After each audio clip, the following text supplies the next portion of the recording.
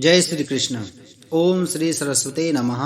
नमस्कार दोस्तों, आज मैं आपको बसंत पंचमी व्रत की कथा सुना रहा हूँ। उपनिषदों की कथा के अनुसार सृष्टि के प्रारंभ काल में भगवान शिव जी की आज्ञा से भगवान ब्रह्मा ने जीवों, खास तौर पर मनुष्य योनि की रचना की, लेकिन अपनी सृजना से वे संतुष्ट नहीं थे।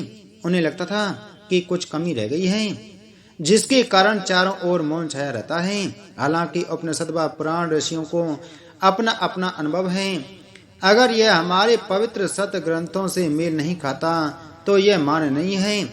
तब ब्रह्मा जी ने इस समस्या के निवारण के लिए अपने कमंडल से जल अपनी हथेली में लेकर संकल्प स्वरूप उस जल को छिड़ककर भगवान श्री विष्णु की स्तुति करनी आरंभ की। ब्रह्मा जी की किए स्तुति को सुनकर भगवान विष्णु तत्काल ही उनके सम्मुख प्रकट हो गए और उनकी समस्या जानकर भगवान विष्णु ने आदि शक्ति दुर्गा माता का आवाहन किया। विष्णु जी के द्वारा आह्वान होने के कारण भगवती दुर्गा वहां तुरंत ही प्रकट हो गईं। तब ब्रह्मा एवं विष्णु जी ने उन्हें इस संकट को दूर करने का निवेदन किया। ब्रह्मा जी तथा विष्णु जी की बातों को सुनने के बाद उसी क्षण आदि शक्ति दुर्गा माता के शरीर से श्वेत रंग का एक भारी तेज उत्पन्न हुआ, जो एक दिव्य नारी के रूप में बदल गया। यह स्वरूप एक चतुर्भुजी सुंदर स्त्री का था, जिसके एक हाथ में वीणा तथा दूसरा हाथ में वर मुद्रा थी। अन्य दोनों हाथों में पुस्तक एवं माला थी। आदि शक्ति श्री दुर्गा के शरीर से उत्पन्न तेज से प्रकट होते ही उन देवी ने वीणा का मधुर नाद किया, जिससे संसार के समस्त जीव जंतुओं को वाणी प्राप्त हो गई। जलधारा में कोलाहल व्याप्त हो गया, पवन चलने से सरसराहट होने लगी। तब सभी देवताओं ने शब्द और रस का संचार कर देने वाली उन देवी को वाणी की अधिष्ठात्री देवी सरस्वती कहा। फिर आदि शक्ति भगवती दुर्गा ने ब्रह्मा जी से कहा कि मेरे तेज से उत्पन्न हुई ये देवी सरस्वती आपकी पत्नी बनेंगी। जैसे लक्ष्मी श्री विष्णु की शक्ति हैं, पार्वती महादेव शिव की शक्ति हैं, उसी प्रकार ये सरस्वती देवी ही आपकी शक्ति होंगी। ऐसा कहकर आदि शक्ति श्री दुर्गा सब देवताओं के देखते देखते वहीं अंतर ध्यान हो गईं।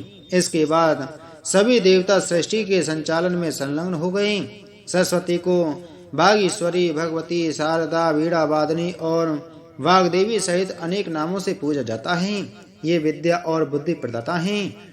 संगीत की उत्पत्ति करने के कारण ये संगीत की देवी भी हैं। बसंत पंचमी के दिन को इनके प्रकटोत्सव के रूप में भी मनाते हैं। ऋग्वेद में भगवती सरस्वती का वर्णन करते हुए कहा गया है, प्रणो देवी सरस्वती वाजे विवर्जनीवती धीना मणि त्रयवतु। अर्थात ये परम चेतना है। सरस्वती के रूप में ये हमारी बुद्धि, प्रज्ञा तथा मनोवृत्तियों की संरक्षिका हैं।